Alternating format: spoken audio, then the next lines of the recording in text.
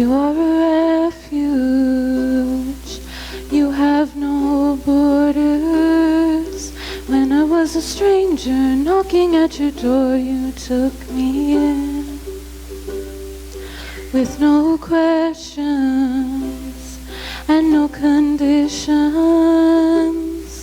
When I was a sinner running from your grace, you called me friend. You called me friend. There are no outsiders to your love. We are all welcome, there's grace enough. When I have wandered, Lord, your cross is the open door. There are no outsiders. I'm not an outsider to your love. You are the harbor in every tempest. When my soul is shipwrecked, tossed upon the waves, you calm the storm. You are the Father. There are no orphans. Every tribe and nation gathered in your arms sings with one voice. Sings with one voice. There are no outsiders to your love. We are all welcome, there's grace enough. When I have wandered, Lord, your cross is the open door. There are no outsiders. I'm not an outsider to your love. I was tired, I was poor, I was thrown upon your shores. I was homeless and afraid till I heard you call my name. Now I'm ransomed, I'm restored, resurrected, I am yours. I am loved, yes, I belong. Oh, my soul has found its home. There are no outsiders to your love. We are all welcome, there's grace enough. When I have wandered, Lord, your cross is the open door. There are no outsiders. I'm not an outsider. No, there are no outsiders. I'm not an outsider to your love.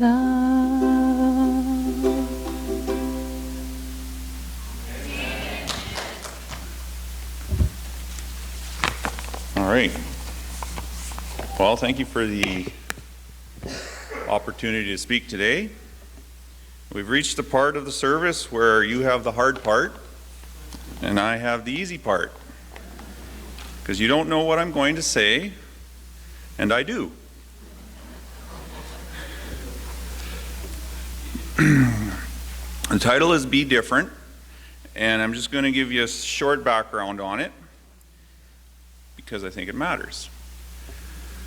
2018, February, I got invited to start playing ice hockey again, which I hadn't done for about 3 years.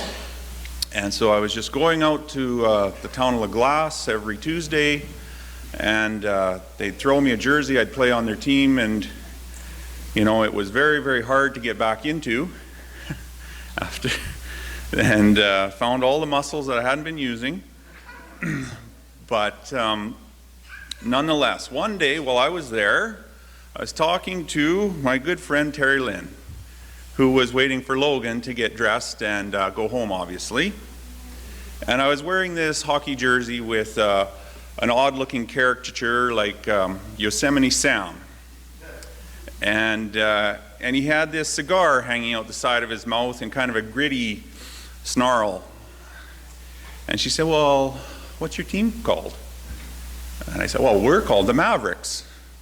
Kind of an attractive name, and to be honest with you, I had no idea what it meant. Never researched it, never thought on it. And she kind of tilted her head to one side and said, "Is that what a maverick looks like?" And I looked down. I went, "Oh." So the seed was planted, and that stayed with me for 4 or 5 months, till one day I was relaxing and I thought, I'm going to find out where this funny word maverick comes from.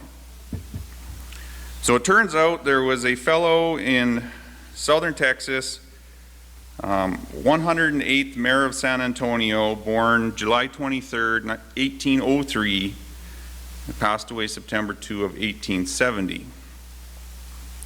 And the reason that the word maverick became famous was his name was Samuel Augustus Maverick.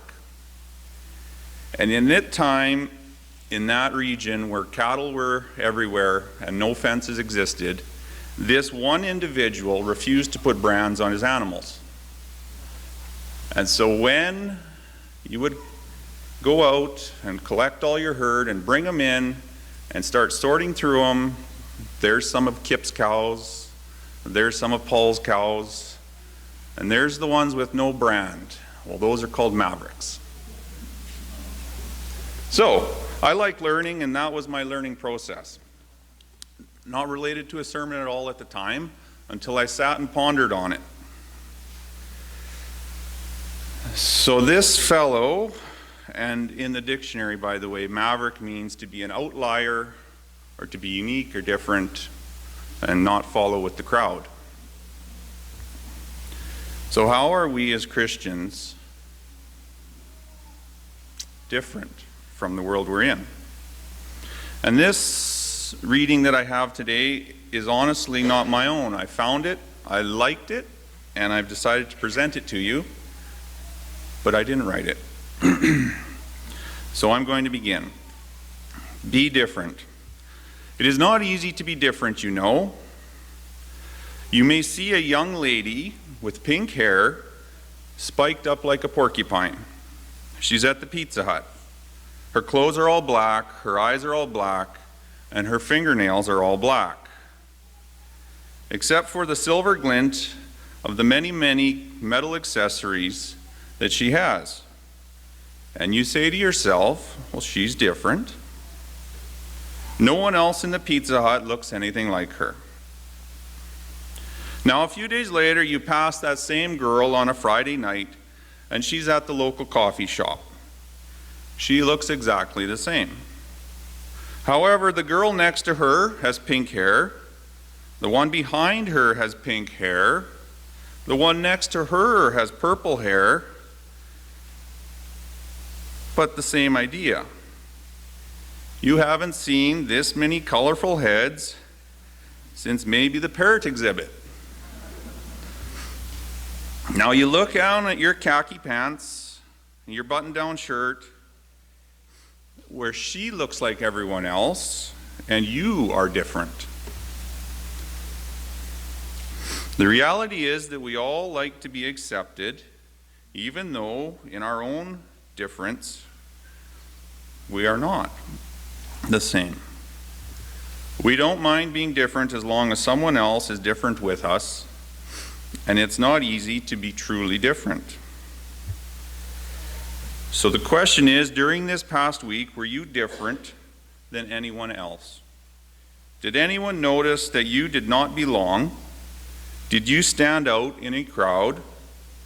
And did you go against the flow when everybody went one direction? You chose another. Whether you like it or not, you are simply different. Sure, we're just as foolish, frail, and faulty as the next guy. Different sins, same sinful weakness. Just because people cannot see the lust or hatred struggling in our heart doesn't make us better than the adulterer or the murderer. But you're different because God chose you as his child from eternity.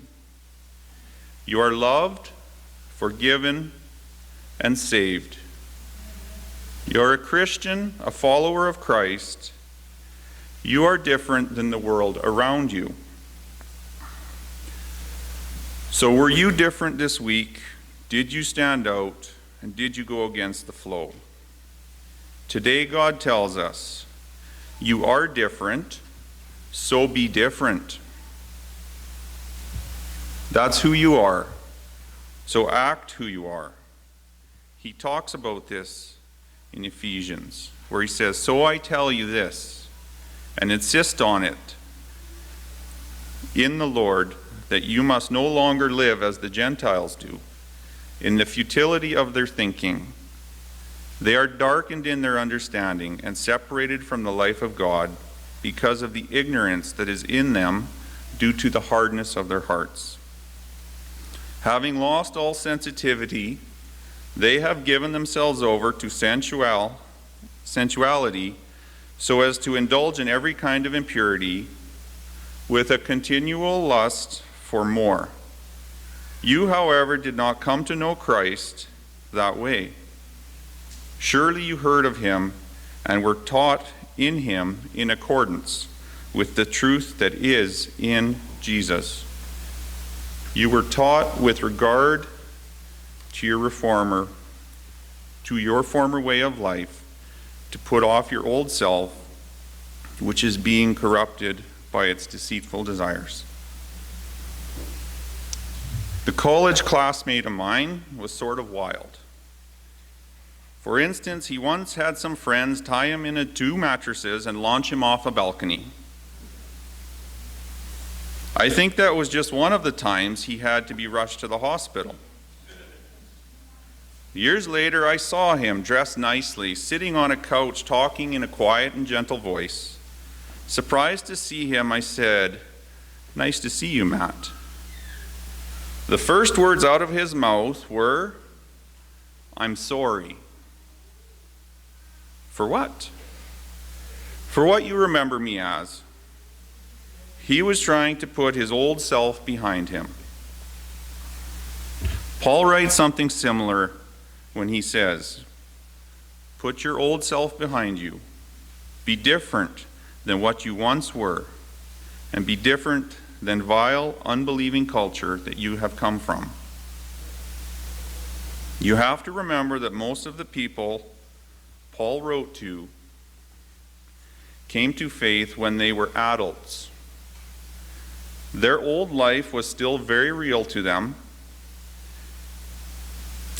Those of you who learned about Jesus as adults can understand Paul's thoughts more easily. And those of us who have been Christians from infancy have a tougher time relating. Either way, the point is clear. God commands us to be different than the vile, unbelieving culture around us. And again, in verse 19, he says, having lost all sensitivity, they have given themselves over to sensuality, so as to indulge in every kind of impurity, with a continual lust for more. To indulge literally means busyness or diligence. The culture around us diligently seeks one thing, which is self-satisfaction at any cost, constantly craving the next self-indulging experience, the next thrill-filled roller coaster ride. If it feels good, do it, no matter how it affects anyone else. Our culture believes that your happiness is the most important thing in the world. So if you want to ruin your marriage because you crave porn, good for you. If you want to mess around before marriage, good for you. If you want to sit around all day watching worthless shows while the world turns, good for you. If you don the religious mask on Sabbath but live the way you want to the rest of the week, that's fine. Inconsistency is fine so long as it makes you happy. If you want to retire from serving God and others when you retire from work, great. If you want to max out your credit cards on new clothes and DVDs while sickly children starve on your street, go ahead. And if you want to spend all your time playing games and warming the bar stools while your children grow up without you, you go right ahead, because it's your life. In contrary to that, God commands us to be different. We don't exist to indulge ourselves at the expense of everyone else. Paul adds to this thought in Colossians, where he says, this means that you must try to kill everything in your body which belongs to this earth, things like sexual sins and unclean thoughts and actions, sinful sexual urges and desires and greed, which is idolatry, worship of something besides God. It's because of these things that God's holy anger is coming. Now you must also try to get rid of all such things as anger, bad temper, and hatred. And there must be no insulting or shameful words that come out of your mouths. You must stop lying to one another, since you have stripped off your old self and all the things it does, and have put on your new self. God commands us to live selfless lives of sacrifice, compassion, and care. This brings to a topic that has been burdening my conscience for some time. I've heard a lot of people say, I know that my brother hasn't been to worship in months, or he is living a completely selfish life, but he still believes in God. Belief or trust in God is not merely acceptance of his existence. It is relying on him. For even the devil believes that God exists, but he does not rely on him. How can you rely upon Jesus when you won't have anything to do with him? How can you rely on him when your entire life is consumed with your own happiness? And how can you be his child if you refuse to be different than this world? I'm often afraid that the more of these loved ones have turned their backs on Christ than we realize. In Psalms 2 it says, blessed are those who trust in him. But it also says, kiss the Son, lest he be angry with you. Lest he be angry and you be destroyed. Membership in the SDA Prairie Church won't hold any water with God. These loved ones need our encouragement and our prayers. Prayer that God would take them out of this world and make them different again. After thinking about it, it seems really difficult to be different, doesn't it? Selfishness says it's no fun to live for others. Sinfulness says it's boring to obey the rules. But look at verse 23 and 24. To be made new in the attitude of your minds, and to put on the new self, created to be like God in true righteousness and holiness. This ever happened to you? Have you ever went around the house looking for something that you couldn't find? Where are my keys? Where did I put that pencil? I once walked around my office and the dealership for 15 minutes looking for my cell phone to find that I was holding it in my left hand.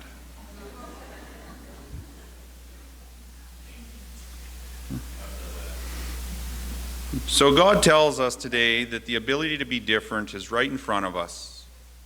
While we still have a rebellious, sinful nature, our old self to contend with, God has given us something right there.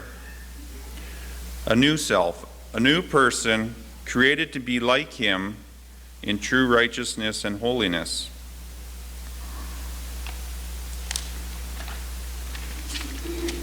You see, when Jesus triumphantly touted, "It is finished," from a crimson cross, he accomplished two amazing things. First of all, he finished paying the punishment for every rebellious romp in your life. And second, he completely conquered the power of sin in your life. When it comes to being saved, Jesus did it all for you. Forgiveness and peace with God are yours. And when it comes to living godly lives, he has given you the power over sin. That is why Paul wrote, "Sin shall not be your master." God has given you a new self who has the power to be different. A new self who says, "I can do all things through Christ who gives me strength." You are not stuck in your sin. You are not clamped in your culture, and you are not helpless or hopeless. You have the power to be different through Jesus and his life-changing word. So how will you go forward and be different this week? Will you forego the game, and give your kids some of the time that they need? Will you take on a ministry in your church or your community? Will you pass up on that top and that skirt that you don't really need and help someone who does need you? Will you fight that addiction to lust, angry outbursts, or self-indulging living? How will you be different? Those of you roughly my age are well aware of Sesame Street. Sesame Street had a song called the Different Song. And it kind of went like this. One of these things is not like the others. One of these things just doesn't belong. They show you 4 men dressed up, 3 as a fireman and 1 as a policeman. You were supposed to point out which one was different. My friends here today, you are different. You are not like the others. That is because of our merciful God has chose you as his child for eternity. You are all forgiven, loved beyond measure. You are all different. Now let's go be different. Amen. Thanks, Jason. So with that, we'll have our closing song. I don't remember. Was it 86? 86.